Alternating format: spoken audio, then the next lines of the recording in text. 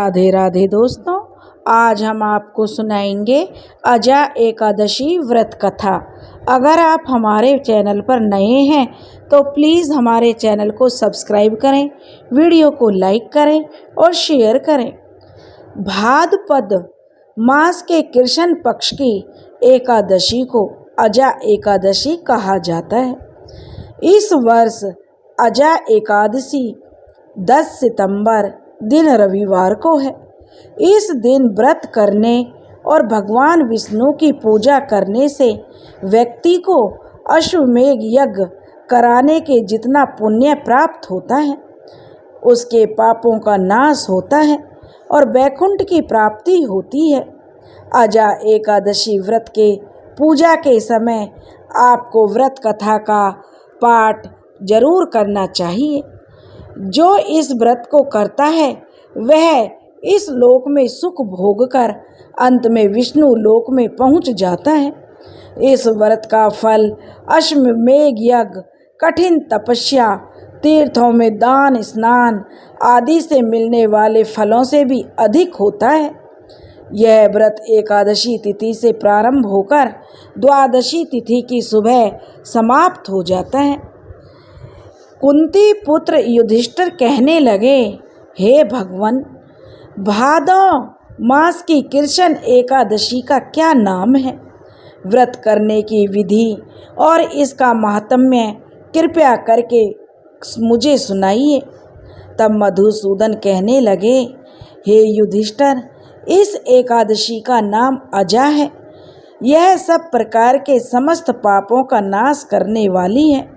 जो मनुष्य इस दिन भगवान ऋषिकेश की पूजा करता है उसको वैकुंठ की प्राप्ति अवश्य होती है। और आप ध्यान से सुनिए, मैं आपको एक कथा सुनाता हूँ। प्राचीन काल में हरिश्चंद्र नाम का एक चक्रवर्ती राजा राज्य करता था।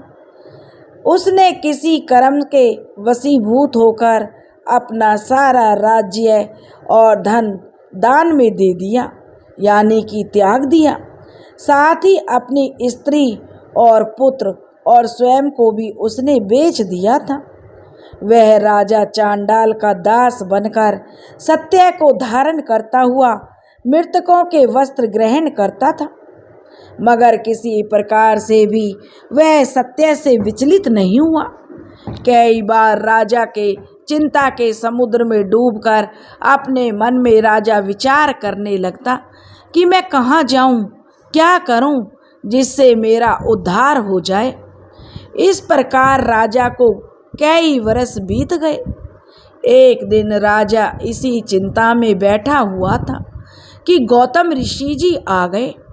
हरिश्चंद्र राजा ने उन्हें देखकर प्रणाम किया और अपनी सारी दुख भरी कहानी गौतम ऋषि को कह सुनाई।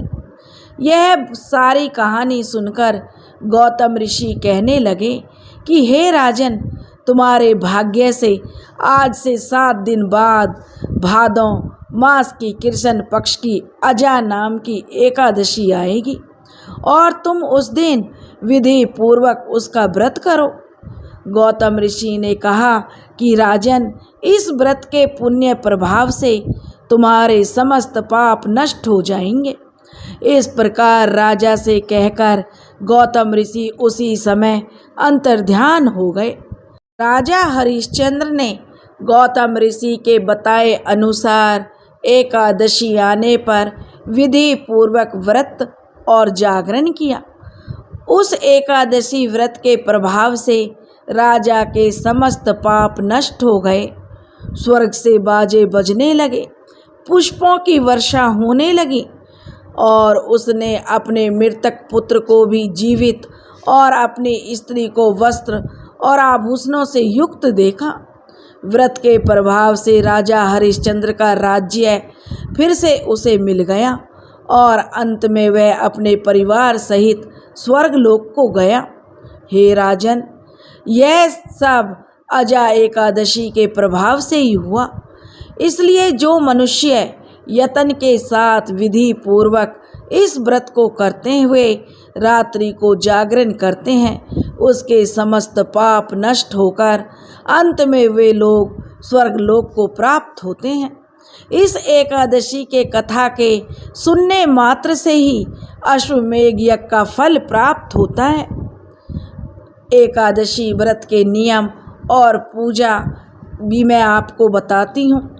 अजा एकादशी का व्रत करने वाले जातक को ब्रह्म मुहूर्त में उठकर नित्य क्रिया से निपटने के बाद भगवान विष्णु का ध्यान करें और व्रत का संकल्प लेना चाहिए।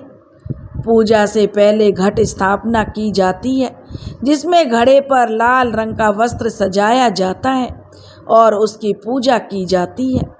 इसके बाद चौकी पर लाल कपड़ा बिछाकर भगवान विष्णु की प्रतिमा या उनकी तस्वीर स्थापित करें और गंगा जल से चारों तरफ छिड़काव करें। इसके बाद रोली का टीका लगाते हुए अक्षत अर्पित करें।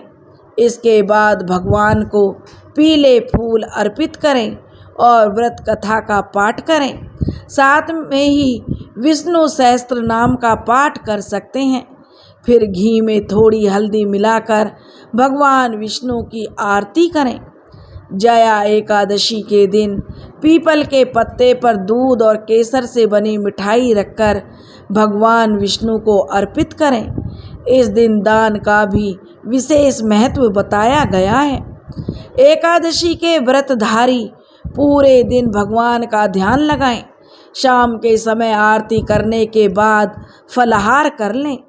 अगले दिन भगवान विष्णु की पूजा करने के बाद गरीब और ज़रूरतमंदों को भोजन कराएं और फिर स्वयं व्रत का पारण करें और उसके बाद जो एकादशी माता की आरती करें। दोस्तों, अगर आपको हमारी कहानी पसंद आई हो तो प्लीज़ हमारे चैनल को सब्सक्राइब करें, वीडियो को लाइक करें और शेयर करें। राधे राधे।